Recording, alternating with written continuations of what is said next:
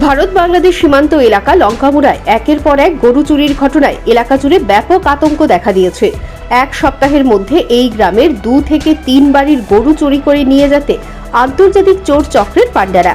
রবিবার গভীর রাতে পালপাড়ার নারায়ণ রুদ্রপালের বাড়ি থেকে চোরের দল গরু চুরি করে নিয়ে যায়। এ নিয়ে দুবার গরু চুরির ঘটনা ঘটে গেল লঙ্কামুড়া পালপাড়ায়। রাতের আধারে সীমান্তের ওপার থেকে চোর চক্রের পাণ্ডারা এসে তার কাটার বেড়া কেটে গরু চুরি করে নিয়ে যাচ্ছে, অথচ যে বাড়িতে গরু চুরি হয়েছে সেই বাড়ির 100 মিটারের মধ্যেই রয়েছে বিএসএফ ও বিওপি। স্থানীয়দের অভিযোগ, রাতে সীমান্ত এলাকায় টহল দিচ্ছে না বিএসএফ, তাই ওপার থেকে তার কাটার বেড়া কেটে গরু নিয়ে যাচ্ছে। ঘটনা দেখছি যে রাত্রে 2:45 বাজে উঠছি, উঠে গরুর বাচ্চাটা বেমার দিয়েছে পরে আমরা উঠছি, উঠতে দিই গরুর দরজা বাড়িতে বান্ধার পরে আমরা খুললা বাইরে দিই, গরু নাই, গরু চুরি লয়ে যাওয়ানোর পরে আমরা যে বাড়ির পাশে যে বিএসএফ ক্যাম্প আছে তারা জানানো হয়েছে।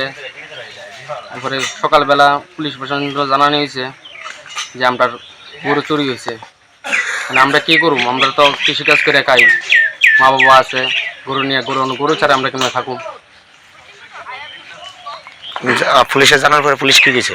পুলিশ কইছে যে আমরা আইতাছি, একটু ওয়েট করেন যে আইতাছি। তোমার কি মনে হয় যে মানে এখানে বিএসএমটা ক্যাম্পটা কতটুকু দূরে তোমার বাড়ির থেকে? আমার বাড়ির থেকে 100 মিটার দূরে। তো 102 মিটার দূরে তুমি তো তোমার গরুটা চুরি হয়েছে, মানে এটার কি তাদের পুলিশের পাহারাদার নিয়ে কি করবা? তারারই কি কম, তারা তো আমি জিজ্ঞেস করেছি, তারা তো বলেছে যে আমরার দিকে তো গেছে না। একের পর এক রেল লাইনের সামগ্রী চুরি হলেও নির্বিকার রেল কর্তৃপক্ষ। এক সপ্তাহ ধরে প্রকাশ্যে রেলের সামগ্রী চুরি করে নিয়ে যাচ্ছে এক নেশায় আসক্ত যুবক। শেষ পর্যন্ত এলাকার নাগরিকেরা তাকে আটক করে রেল পুলিশের হাতে তুলে দিয়েছে। আমরা ডেইলি সকালবেলা মর্নিং ওয়াক করতাম আর কি।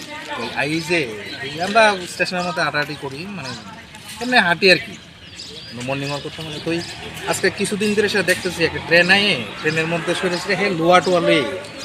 তো আমরা অনেকদিন ধরে দেখতে আমরা কয়েকজন মিলে সেটা চিন্তাধারা করছি, তারা জিগাই কিতা। তো তারা জিগাইছি বলে সেটা কইতেছে আমি ঠিকাদারের কাজ করি, আর এটি রেলের মাল, এটি আমি নিয়ে এসে ঠিকাদারের নদী। লাস্ট পর্যন্ত কইছে আচ্ছা ঠিক আছে, ঠিকাদারের নদী বা তুমি তো রেলের মাল তুমি কই লয়ে দিতেছো, এটি তো রেলের মাল। তুমি একটা কাজ করো, তুমি তোমার ঠিকাদারে ফোন করো। ঠিকাদারের নাম্বার নাই। লাস্ট পর্যন্ত ওই এখানে ভিতরে পার্কিং করে তাই ডাক দিছি, ডাক দেওয়ার পরে দিয়ে সেটা বলছি তুমি একটু পুলিশে একটা ফোন করে সেটা জিআরপিএফ একটা ফোন করে সেটা দেখো কিতা ব্যাপারটা। ওখানে দেওয়ার পরে লাস্ট পর্যন্ত কইল আমি ডেলি কোটটা লই বা নেশা করি কোটটা লই।